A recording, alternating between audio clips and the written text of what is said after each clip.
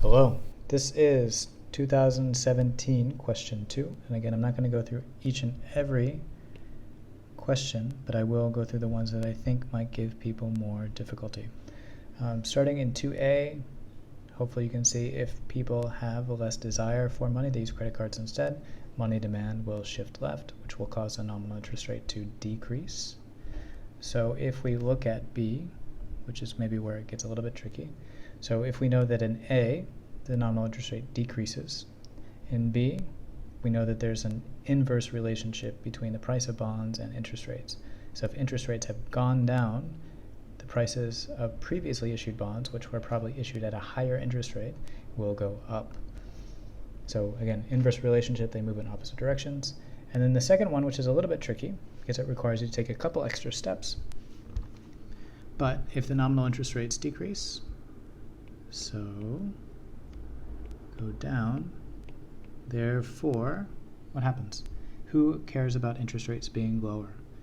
And the answer is households for interest-sensitive spending. So big ticket items, it could be a new car, it could be a new house, those things for which people have to borrow money and therefore care a lot about how much that money costs to borrow. Interest rates go down. C, interest-sensitive spending will probably go up, or IG could also go up.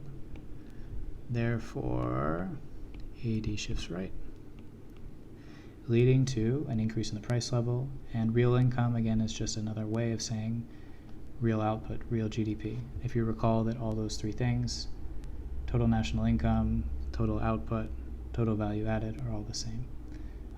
But this is where you would use one of these stories to explain why the price level and real income have changed in the short run. And then I want to go and talk about C, constant money supply, based on your answer in part B2. What happens to the velocity of money? So this is where you trot out your